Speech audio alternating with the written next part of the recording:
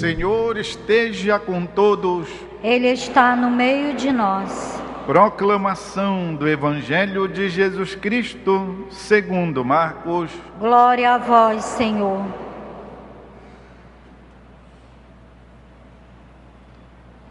Naquele tempo, Jesus saiu e foi para a região de Tiro e Sidônia. Entrou numa casa e não queria que ninguém soubesse onde ele estava, mas não conseguiu ficar escondido. Uma mulher que tinha uma filha com um espírito impuro ouviu falar de Jesus, foi até ele e caiu a seus pés. A mulher era pagã, nascida na Fenícia da Síria.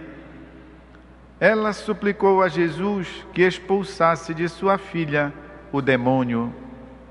Jesus disse: deixa primeiro que os filhos fiquem saciados, porque não está certo tirar o pão dos filhos para jogá-lo aos cachorrinhos. A mulher respondeu: é verdade, Senhor, mas também os cachorrinhos debaixo da mesa comem as migalhas que as crianças deixam cair. Então Jesus disse: por causa do que acabas de dizer, podes voltar para tua casa, o demônio já saiu de tua filha. Ela voltou para casa e encontrou sua filha deitada na cama, pois o demônio já havia saído dela. É palavra da salvação. Glória a vós, Senhor. Meus irmãos e irmãs, a palavra de Deus, sobretudo fundamentada no evangelista São Marcos, nos ajuda hoje a refletir sobre o dom da fé. Nunca é demais refletirmos sobre a fé, rezarmos a fé, instruir-nos na fé, exercitar a fé. Nunca é demais. Eu já comparei várias vezes a fé com a comida, a fé com o ar, a fé com a água, a fé com o amor. Ninguém vive sem amor, ninguém vive sem água, ninguém vive sem comer, ninguém vive sem respirar o ar, ninguém vive sem se alimentar. A fé não é um artigo de luxo que só poucos podem ter. Quem sabe uma joia que tenha um diamante. Poucos na terra podem comprar. Não. A fé, comparada ao ar, ao alimento, ao amor, é um gênero de primeira necessidade. E gêneros de primeiras necessidades devem existir para todos, senão a gente morre. Pobre ou rico, feio ou bonito, o homem e a mulher. Todos, portanto, precisamos da fé. E por quê? Porque a fé serve para viver, minha gente. A fé é o que fortalece a nossa caminhada. E como nós todos temos que viver, nós não podemos renunciar a viver, eis a necessidade de ela estar a postos. Portanto, precisamos nos fortalecer na fé.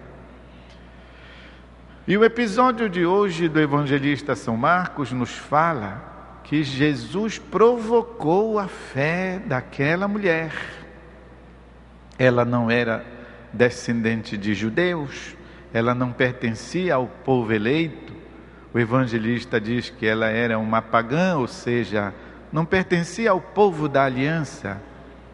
Era da Fenícia, da Síria, e chegou lá e fez um pedido.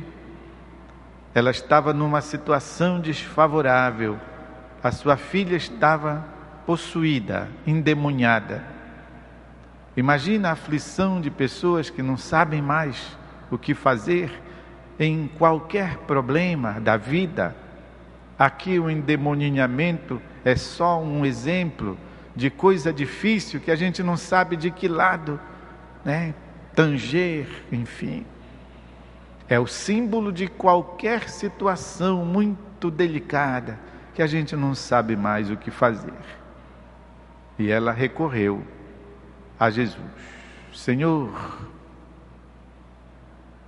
e Jesus provoca a fé dessa mulher. É como se ele raciocinasse: vamos ver o grau da fé que ela tem. E ele então dá esta resposta, que inicialmente parece um pouco ofensiva, mas não é, para o modo como eles comiam naquele tempo. Comiam intingindo o pão no molho, e é claro, não eram lésios, para não melar o dedo, não molhavam todo o pão, só faziam comer aquela parte melada e o resto jogavam. E quem aproveitava? Os cachorros. Não era o contrário. E isso se fazia para as crianças também. Se colocava ali e botava na boca da criança. E o resto do pão, a parte seca, jogava-se para os cachorros. Jesus está dizendo que não é para fazer o contrário. Primeiro dá a parte boa do pão molhado no molho para o cachorro e o resto dá para as crianças. E a resposta da mulher, ela não contradiz Jesus. Nós já notamos aqui uma humildade, uma simplicidade. Ela responde: tens razão, Senhor, tens razão.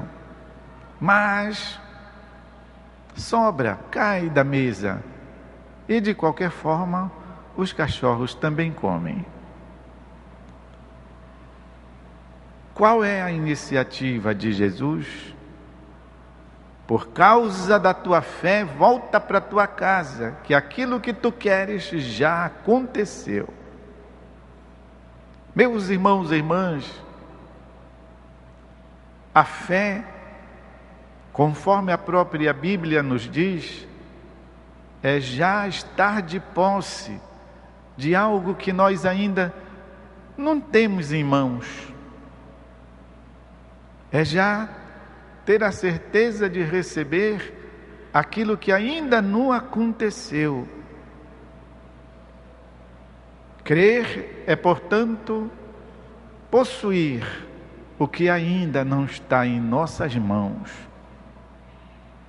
E é claro que dentro deste raciocínio, muitas vezes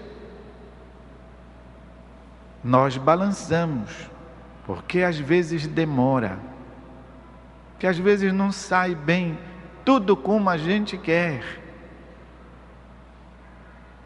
Muitas vezes nós nos vemos como que não tendo nenhuma diferença.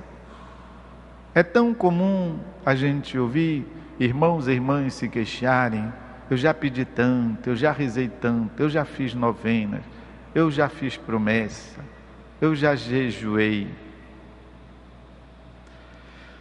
Mas a fé é feita para ser testada. É isso. Se ainda não foi testada, nós vamos chamar a fé do quê? De certeza. Ora, se uma coisa nós já temos certeza dela, então não cabe mais a fé. Se eu já sei, se eu já tenho, se eu já vejo, então não faz mais sentido ter a fé. E a fé nós só a possuímos dentro de uma experiência sobrenatural, uma experiência de comunhão com Deus. Eu gostaria de ilustrar isso com um pensamento para hoje do Papa Francisco. Olha o que ele diz: Ele falou assim, celebrando a primeira Santa Missa do dia, que ele reza lá na casa onde ele mora, na Casa Santa Marta. Não maquiar, enfeitar, se iludir, não maquiar a vida, mas aceitá-la do jeito que Deus permite que ela seja. Assim, é assim que o cristão encara os problemas da sua existência. Não com escapatórias, mas confiando-se plenamente a Nosso Senhor, que sempre dá uma solução e nunca deixa faltar a sua ajuda. Foi o que a mulher Ciro-fenícia aqui do Evangelho fez. Vou a quem? Vou lá com aquele que pode. Senhor, me devolve a minha filha. E assim termina o episódio. Foi para casa, encontrou sua filha deitada na cama, porque o demônio já tinha ido embora. Confiando-nos plenamente do Senhor, que sempre dá uma solução. Talvez não seja bem aquilo que nós queremos, puxa vida. Também já é demais, não é? Nós queremos que tudo seja como nós de fato predeterminamos. Não é assim. Que Deus também não está aí para estar à nossa disposição, fazer tudo o que nós queremos. Certa vez ouvi um ditado interessante, que Deus multiplicou os pães lá para aquela multidão. Estava todo mundo numa situação de fome, estavam cansados, com fome mesmo.